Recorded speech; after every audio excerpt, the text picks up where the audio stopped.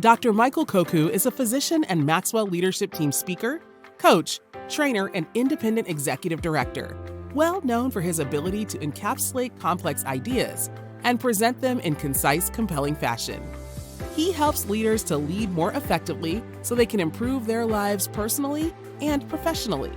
He is the author of 6 books, including The 4 Keys for Effective Leadership. He is also the Chief Visionary Officer of the LAMP Global Community, the parent organization for WILL, Women in Leadership League, PEARL, Parents Empowered Academy for Right Leadership, YES, Youth Empowerment Society, and TBN, the Berean Network. Let us give a warm and cheerful welcome to Dr. Michael Koku.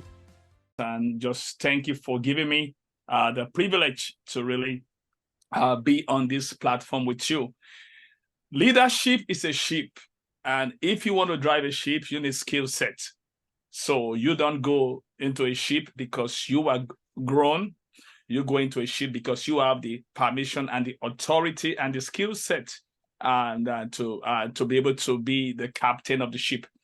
And I'll be sharing with you the moment that we have. I just have 15 minutes. That's a real challenge for me, and but the Lord will help me. So we'll be sharing on what we call the expansion of leadership. The expansion of leadership. I have a real content that I have prepared for you. I told Coach Betty yesterday that I'm preparing the food, and the food is right here. So let's get to it. And so we'll be looking at the expansion of leadership, the expansion of leadership. Now, your leadership is based on so many things, but one thing that will determine the ultimate is your personal growth. So the expansion of leadership is personal growth. Personal growth is the expansion of leadership, because you will see how much very important this subject is as we go into it. My mentor, Dr. John Masworth, said, growth today is an investment for tomorrow. Growth today is an investment for tomorrow. So the question is, what are you doing with your time? Everybody have 24 hours a week, 24 hours a day, 168 hours a week. What are you doing with your time? Time is a substance. What's the meaning of that? We all have in common. What are you doing with your time? Your time investment is what determines your life advancement. So you need to be very discretionary. And I'm so excited that today, this platform is all about beyond success, the path to significance. Yeah. So beyond success, and I like to think the question is, what is below success? It's not enough to talk about beyond success. You need to know what is below success. Now, let's get into this mindset, these thoughts. There are 2 levels below success, and there's only 1 level above success. So success itself is a borderline. So the thing that is below success is survival and stability. Above success, we have significance. Now, how did I learn this? Now, I'm not the one that figured this out. I learned this years back from a man that you all know, or if some of you are just hearing him for the first time today, his name is Zig Ziglar. Now, the book Over the Top was a real shift in my life. I read this book way back 2002. Now, in that book, it talks about moving from survival to stability, from stability to success, and from success to significance. And I have this program that I do called Financial Peace University that I coordinate. Then we always talk about the wins for the week. So one day, one of the participants, a lady, she's an African-American. And so I was just asking, what is their win for the week? And she said, our win for the week is that she survived. And I look at her, I said, with all respect, survival is not a win. So when I end up giving her the 4 levels in life, and she realized survival was the least, she said she want to change her win. I said, okay, what's your win? She now says something better. Now, survival is the least, is the rung of the ladder And from there, you go to stability, to success, and to significance. Now, let me tell you how this works. Kenneth E. again once was talking about how he really make a shift in his finances, that he was under the barrel. So survival is being under the barrel. Stability is being the bottom of the barrel. Success is being the top of the barrel, but significance is being over the top of the barrel. So like I said, but the thing I want you all to know, that to go home with today is, I want you to start thinking beyond success. Physically speaking, financially speaking, you might not be beyond success, but it doesn't matter. Everything begins with a thought. Everything is created twice, first in the mind and then in life. The poorest man in the world is not the man without money, it's the man without dream. So let's look at it. What are the benefits of personal growth? Since we're talking about personal growth is the expansion of leadership. So what is the benefit of personal growth? So I'll just share 6 with you. Personal growth helps you to outgrow old relationships and grow into new relationships. You see, if you are not growing, you will still have the same people in your life that you have 20 years ago. Growth helps you to outgrow old relationships and grow into new relationships. So when you start growing, the yesterday's people will find you unbearable and they will start living your life intentionally. The second benefit of personal growth is you outgrow old expectations and grow into new expectations. Number 3, personal growth allows you to outgrow past victories and grow into present victories. I want to put a pause on this to really highlight this. Now, listen. Many of us, we like to celebrate past victories. We like to sit down and camp around past victories. Now, let me tell you something. Past victories is what makes people to honor you. Present victories is what makes people to respect you. If you want people to respect you, you can rely on past victories. Past victory will only get you honor, but what gives you respect is your present victories. So the question is, what are you doing now? Thank God for what you did 10 years ago. Listen, I wrote my first book year 2000. My second book was 2003. For 20 years, I never wrote a book. Because one thing about honor is whenever you don't move to respect, you're going to lose the honor. Leadership is a license that is renewable every day. So every growth for today determines your advancement for tomorrow. So you want to make sure that you are growing. So don't forget, growth will help you to experience, when you grow, you're going to outgrow former victories and you're going to grow into present victories. Now, number 4, growth, personal growth help you to outgrow yesterday and to grow into tomorrow. Personal growth allows you to outgrow what was and what is. I told you that for 20 years, I didn't write a book. Last year, I made up my mind to write 10 books. But by the grace of God, I was able to write 5 published on Amazon. I just finished book number 6 last week. And I'm working on book number 7 now. Because you have to outgrow what was and grow into what is. And the last thing that personal growth helps you to do is this. It helps you to outgrow success and to grow into significance. And this is what this platform is for, to help us to go beyond success. Now, I want to share with you what we call the 10,000 hours rule. Now, this 10,000 hours rule was attributed to a man, a psychologist called Anders Ericsson. And this was made popular and prominent by Malcolm Gladwell in his book, The Outliers. And what was said is this: for you to achieve mastery in any field, you need to invest a deliberate practice of 10,000 hours in that area. And this is very, very important. Now, there are different kinds of practice, And before I really go into practice things, I want you to get something very clear. There are 4 ways in which we learn.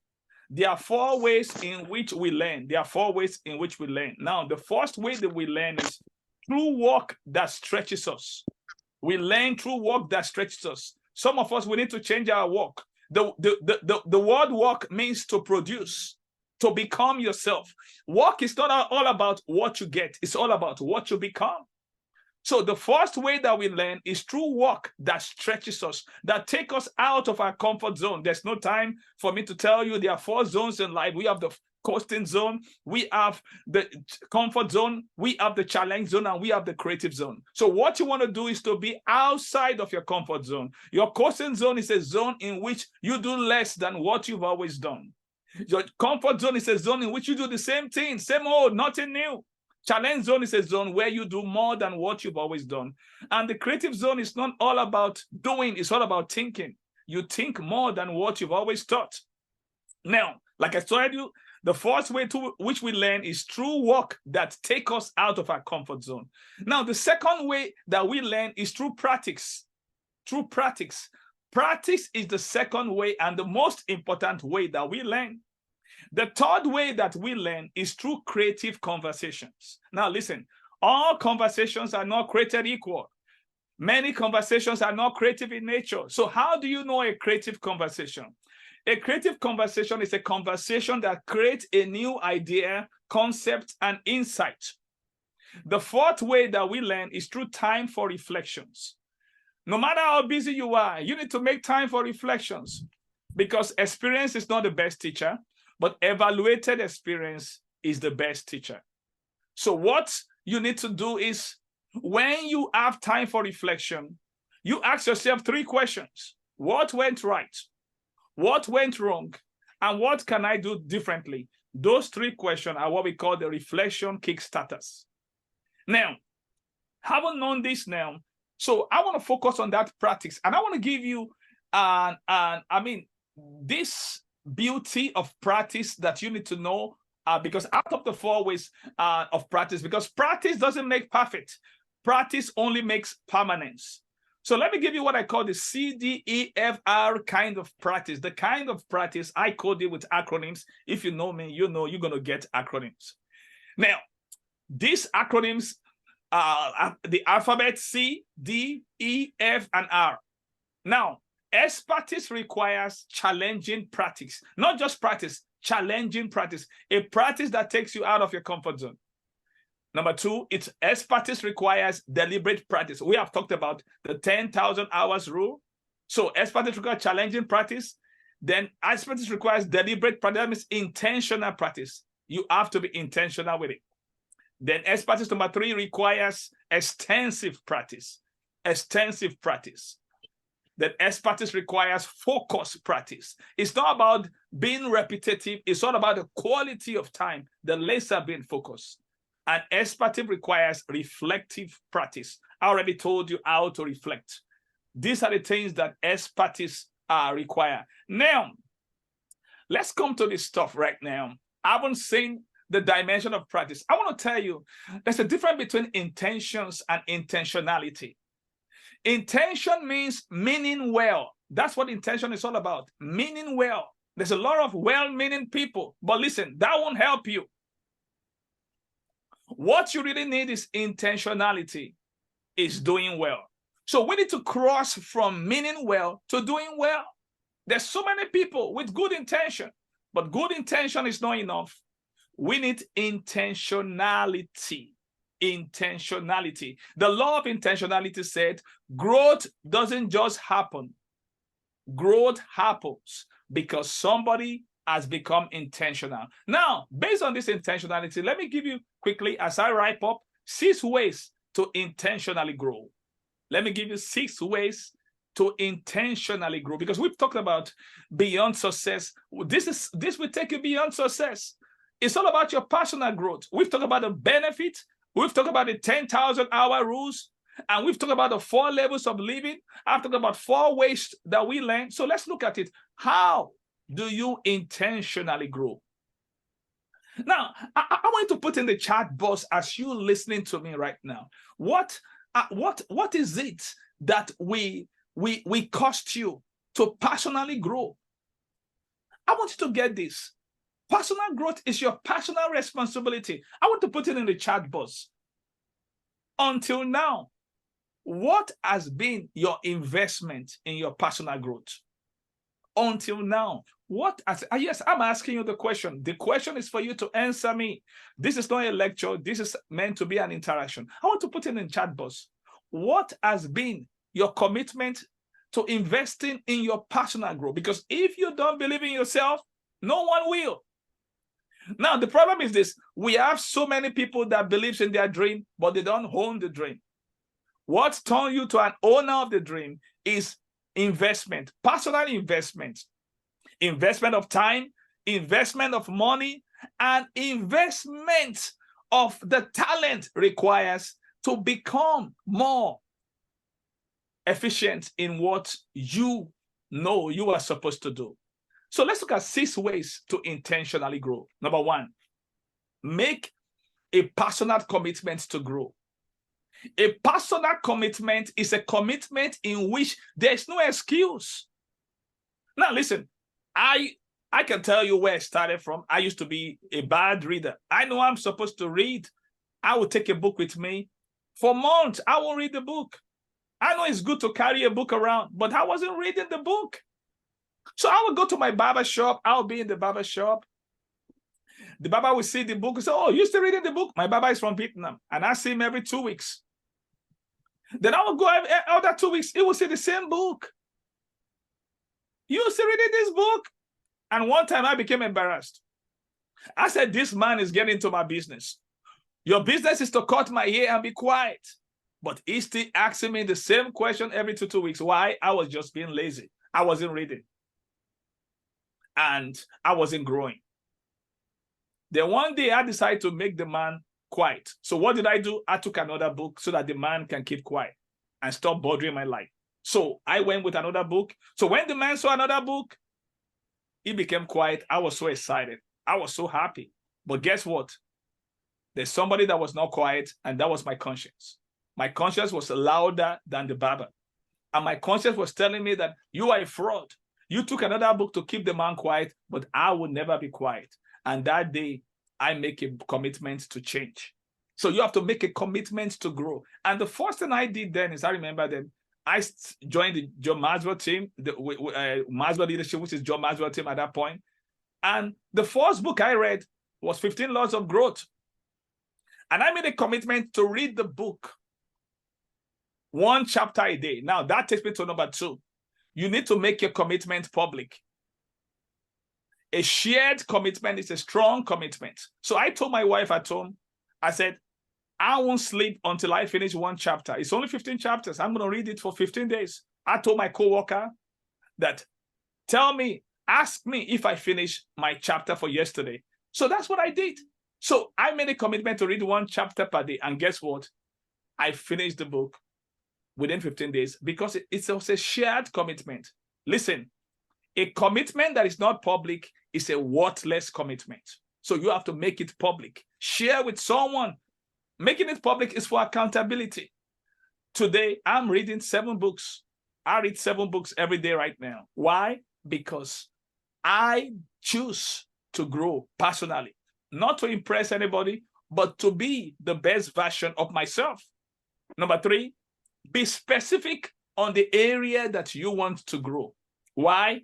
Expertise is domain specific. You need to be specific on the area that you want to grow. Which area do you want to grow? Let me help you with this. You can start with what I gave, this acronym of CLEAR. C-L-E-A-R. C-L-E-A-R. C means communication. L, leadership. E, equipping. A, attitude. And R, relationship. I got that from John Maxwell. And I've used that. You can start with that. If you don't have a plan, find someone that have one. You can borrow the plan. And it has helped me. So you can start with that, and later on, it's good to have like 5 maximum so that you can have a way of assessing your area. Number 4, make a commitment to grow a minimum of 1 hour daily. So now that you have identified the area that you want to grow, make a commitment to grow. Block out 1 hour where there's no, remove every distractions and make that commitment to grow within that 1 hour. Number 5, make a commitment to assess your personal growth 1 hour per week. So you need to be assessing how you're growing. So 1 hour per week, assess yourself, review what happened last week. How have you grown? Make that commitment to review your growth. And the last thing you have to do to intentionally grow, number 6, share your personal growth only with people that are excited about your growth. Listen, not everyone is excited about your growth. Some people they are angry that you are growing. So don't share your personal growth journey with anyone, but only with people that are excited about your growth. Remember what we just talked about? It is not all about intention. It is all about intentionality. You have to be intentional about your growth. Don't make the mistake. Growth is the key to the expansion of your leadership. My name is Dr. Michael, and I approve this message.